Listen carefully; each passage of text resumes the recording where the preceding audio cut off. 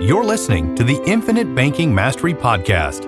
Did you know that you could build a tax-free pool of wealth that's liquid and accessible all your life while building your retirement nest egg? Gain full control of your financial future and stop relying on the government and banks. The wealthy have already discovered this wealth-building secret. Now it's your turn to get financially secure without following the conventional wisdom that keeps you in debt to banks. Now here's your host, Valerie LaRocque. Hello, everybody, and welcome to the Infinite Banking Mastery Podcast. Thank you for being here once again. I hope you had a great week. I wanted to talk again today about disability coverage. I know this is not necessarily an infinite banking topic, but I do find it to be very important to your overall plan so that you're able to maintain your lifestyle, or at least a sort of your lifestyle. I'm sure you're still going to not have as much income as you normally would if you were working.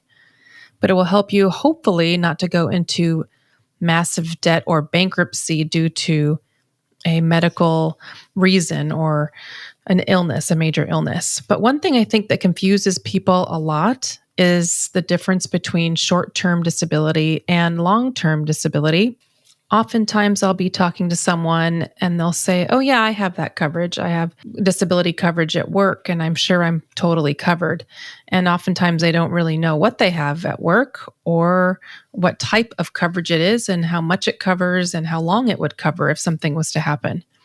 So I wanted to go over just in a quick little episode, the difference between short-term disability and long-term disability. Now, this conversation, I'm sure, could get quite longer and deeper, but I wanted to give you a general overview of the differences. So a short-term disability policy, that type of coverage usually pays for things that are off the job, accidents or illnesses. Not usually things that happen on the job where workman's comp would cover, but things that happen while you're not at work. And how much does it typically pay? Well, short-term and long-term actually both typically pay or can pay up to 60% of your income that you're used to bringing home. So it doesn't mean that it always covers that amount. You'll need to check out your policy and see what it covers or see your work benefits and see what the actual coverage is. It's not always 60. Oftentimes it's less than 60. So then the benefit period. What is the benefit period? What that is the period of time that you will receive your benefit. So the benefit period for a short-term disability policy typically is around 3 to 6 months long. The max is out more or less around a year. It doesn't usually go longer than a year. So it's just for those short-term things that happen, although it doesn't cover for things like a cold or the flu. Some of the types of things that you can claim or usually receive your short-term disability claim for would be something like pregnancy complications, a severe illness, a severe injury. Maybe you have a long recovery period after surgery, mental health issues or leave for mental health. Back and joint disorders can be another common reason. And fractures and broken bones. So you break your bone, break your leg or something, you can't work, and you're gone for a while, then your short-term disability would kick in and start paying you weekly, usually, so that you still have income coming in and can pay your regular bills. Elimination period, that is some more common verbiage with disability policies. And what that means is how long do you have to be unable to work due to a sickness or injury before your policy will kick in and start. So the elimination period for short-term policies is typically around 7 to 30 days. That's how long of amount of time that you would have to not be able to work before they would consider you disabled or have a short-term disability and need your benefit to kick in. Another very important thing that I think a lot of people don't know about disability coverage from their employer is that if your employer is paying the premium, paying the cost of those benefits, is giving it to you as a benefit maybe, and so they're paying the cost, and you're paying some of that or none of that, those benefits will be taxable to you.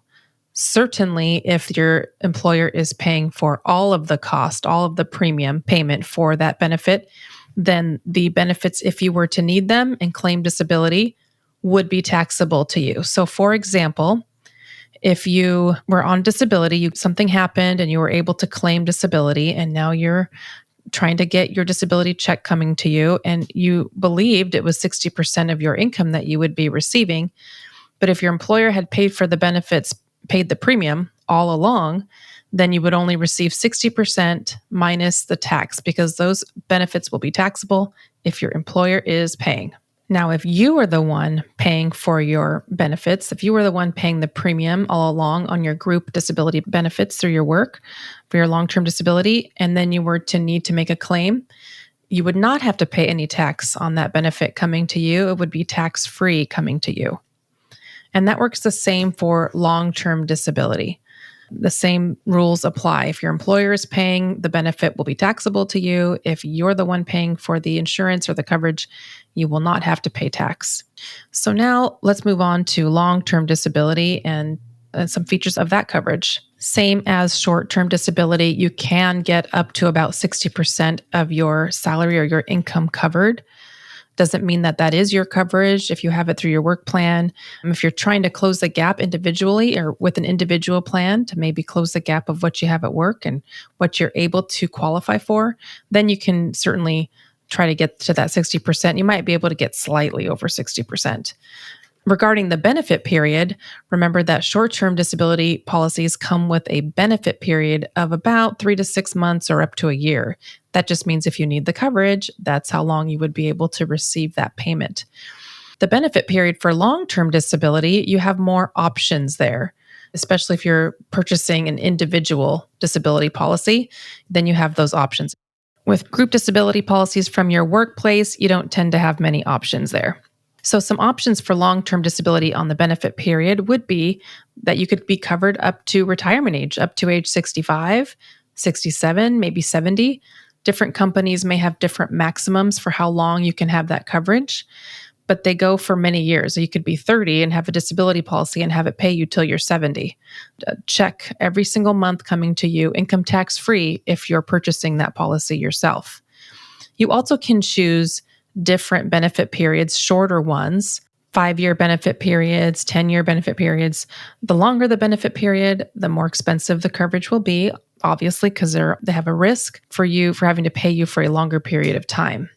Some of the most common reasons for someone claiming disability with the long-term care policy: musculoskeletal disorders, such as different types of arthritis, are one of the highest reasons that people go on claim.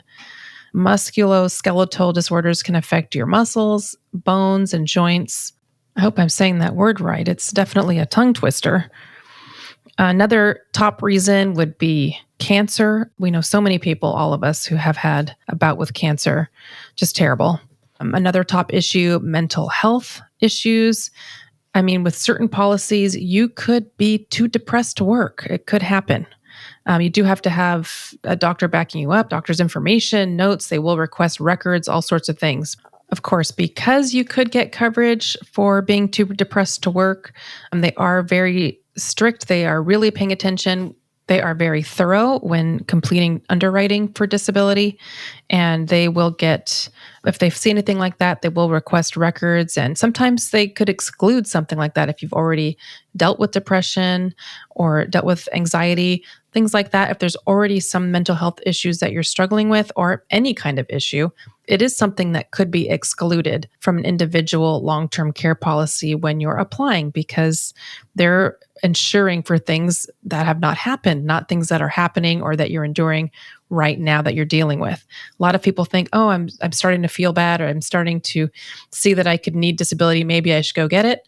Well, right when you think you need it, that's when you can't get it anymore, or at least maybe the particular condition that you're concerned about may not be covered. They may exclude it. Of course, I always say, even if you're concerned about something being excluded or you go through underwriting and something is excluded, that's certainly not a reason to not take the coverage. That one thing that you think will be the reason you go on disability. There is a world of reasons that could cause you to go onto a disability policy or need to claim. And it may not be the reason you think it might be, and oftentimes it's not. And even sometimes when there's an exclusion, sometimes an underwriter will allow the policy to be reviewed in the future and maybe even have that exclusion dropped off. So you never know if that may be a possibility as well. I definitely think it's very important. I have 5 disability policies, and I wouldn't cross the street without them. There's lots of different tweaks that can be made to a policy so that it fits your budget and fits your needs. But yes, typically 90 days for a long-term disability policy and individual policy. There's also some different riders that can be added similar to life insurance policies.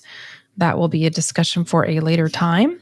But there are some different riders that are really cool, such as being able to have the ability to increase your long-term disability coverage in the future without any health underwriting, only having to prove your income has gone up.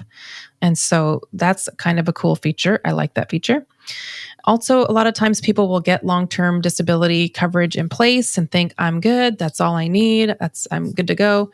But then their income increases year after year or into the future, and their disability insurance does not increase. So it may be a good idea to revisit what you have.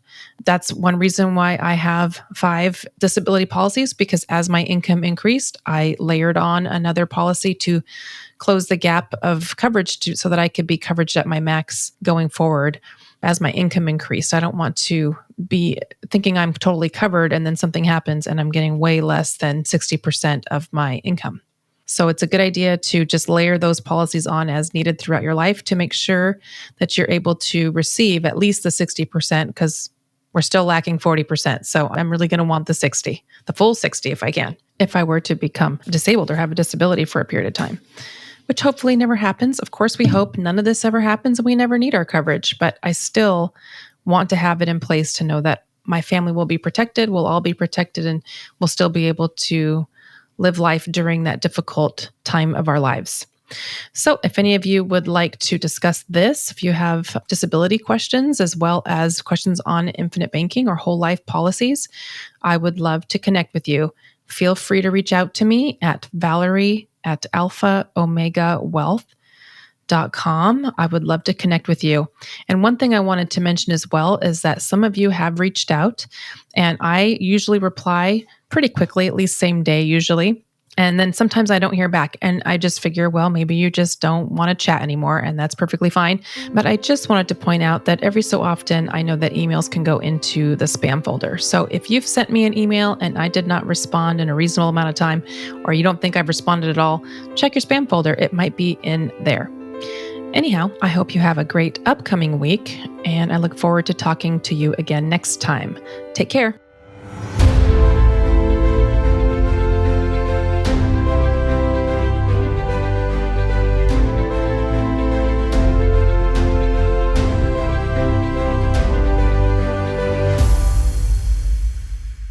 This is the podcastfactory.com.